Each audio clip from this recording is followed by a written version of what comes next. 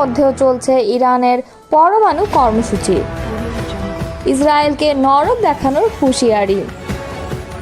ইরানে আবারও ইসরায়েলি হামলা। বিজয়ের পথে ইসরায়েল, বললেন নেতানিয়াহু। এতক্ষণ শুনছিলেন সংবাদ শিরোনাম, এবারে বিস্তারিত।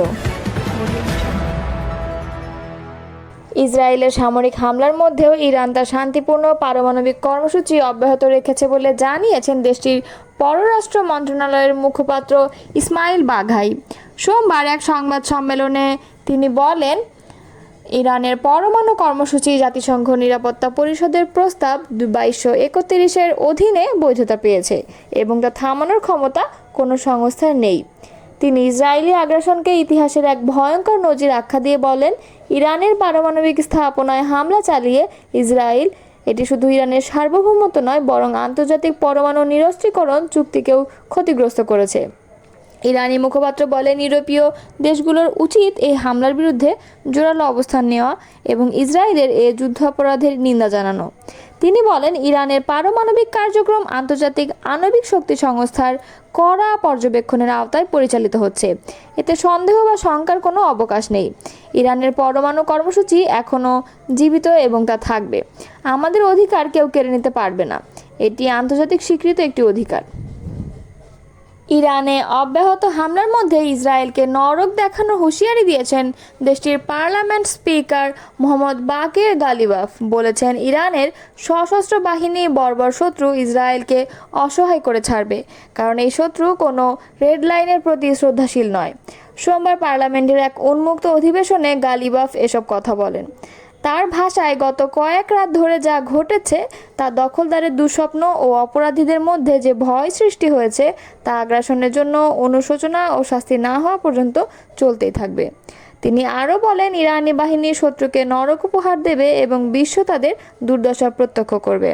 গালিবাফ জোর দিয়ে বলেন, আমাদের সবাইকে বুঝতে হবে যে আমরা এখন এক ব্যতিক্রমী পরিস্থিতির মুখোমুখি। আমাদের বর্বর শত্রু কোনো রকম নীতিগত সীমারেখা মানে না। চূড়ান্ত বিজয় নিশ্চিত, তবে এ পথে চড়াই উতরাই থাকবে, এটাই স্বাভাবিক।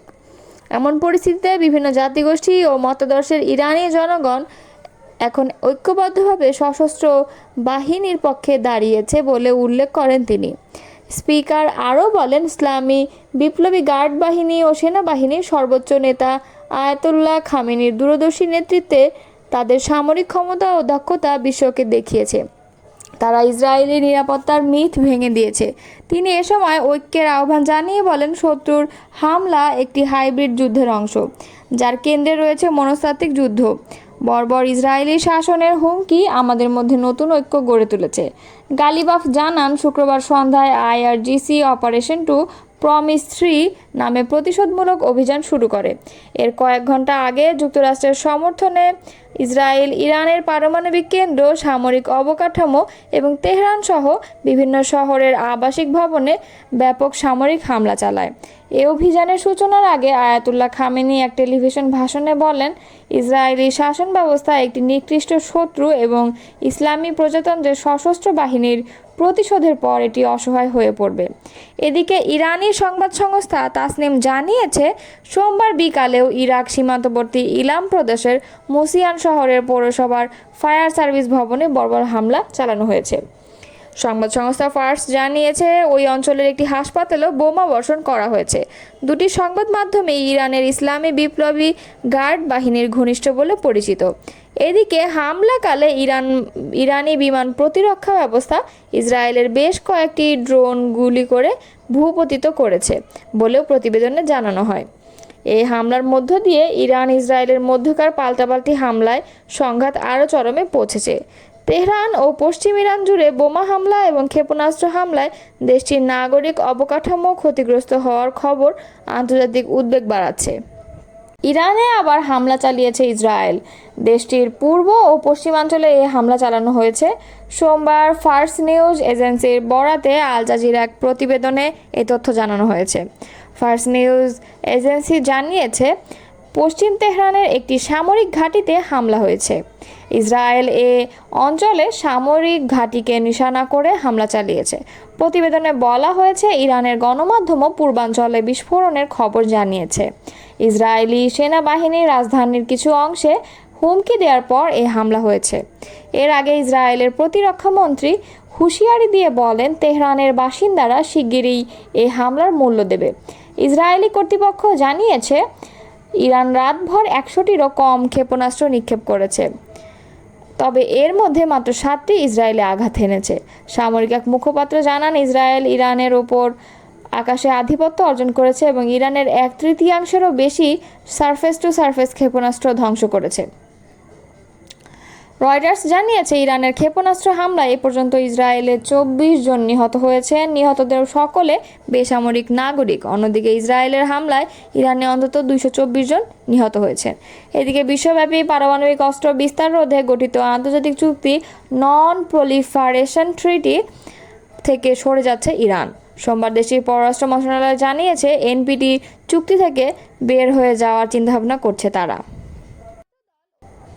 ইসরায়েলের বিমান বাহিনী তেহরানের আকাশের পূর্ণ নিয়ন্ত্রণ নিয়েছে বলে দাবি করেছে দেশটির প্রধানমন্ত্রী বেঞ্জামিন নেতানিয়াহু। সোমবার ইসরায়েলের মধ্যাঞ্চলের তেল নোফ বিমান ঘাঁটি পরিদর্শনে গিয়ে এই দাবি করেছেন তিনি।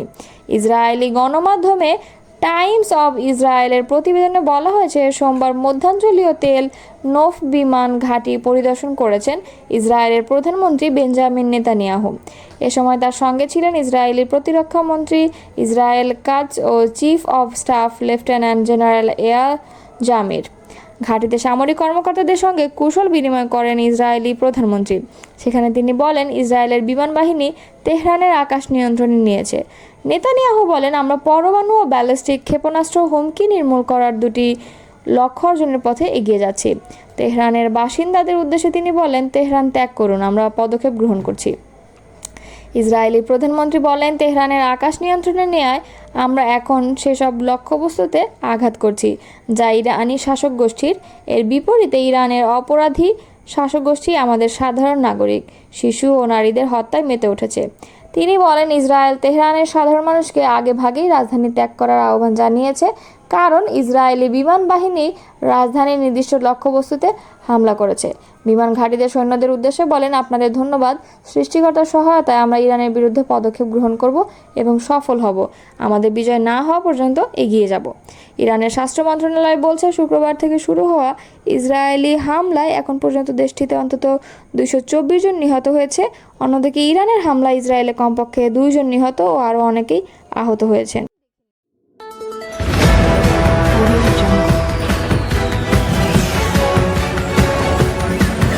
Audio Jungle.